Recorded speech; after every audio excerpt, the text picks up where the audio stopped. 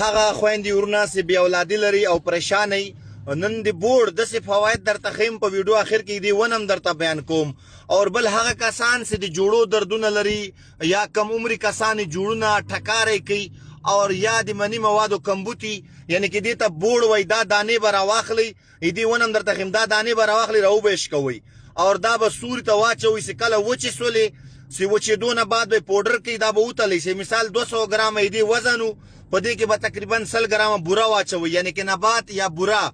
دا پکې مکس کوي یوه کاچوغه سهار او ماښام یو ګیلاس شیدو سره په نهاره یعنی کې داسې تاسو وخورئ. نو هغه کسان چې خویندې ورونه یعنی کې ښځینه او چې کوم تخمه کوي کېږي هارمونز یې انبیلنس وي یا هغه ورونه سپرم مقدار یې کم وي ټیسټ کوي چې د مني مقدار کم راځي د هغه لپاره دا داسې کار کوي که د الله رضا استعمال کړه دعا به راته کوئ. او ملګرو دا شعر کې هغه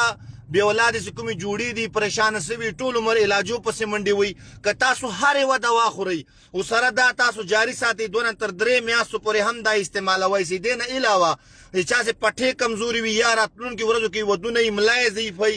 دې دانې راواخلئ وچې کوئ او بیا یې پوډر کوئ نیمه کاچوغه سهار او ماښام یو ګیلاس شیدو سره دعا به راته کوئ. او بل هغه کسان چې څوک شوګر یا فشار لري او ضعیفي احساس کوي نو دا فشار هم کنټرول کوي او شوګر ته مفید ده بیا به دا پوډر کوي دا دانې خو دې کې به بوره نه اچوئ خوږوئ به یې نه همداسې پوډر کړې به نیمه کاچوغه سهار او ماښام یو ګیلاس شیدو سره استعمالوئ د شوګر وجه نه ستاسو کومه ضعیفي محسوس کېږي هغه به هم ختموي او دې نه علاوه تاسو فشار هم کنټرول کوي که د الله رضا وه د مني موادو پیداوار هم کوي ځکه مې دا وښوده هم درته ښیمه که د الله رضا یې دې ته بوړ وایي یعنې کې بړم ورته وایي دا غټې غټې ونې او دا پخوا یعنې کې دې نه به چې کوم هندوانو له هغو ګټه اخیستله یعنې کې دا ونې عموما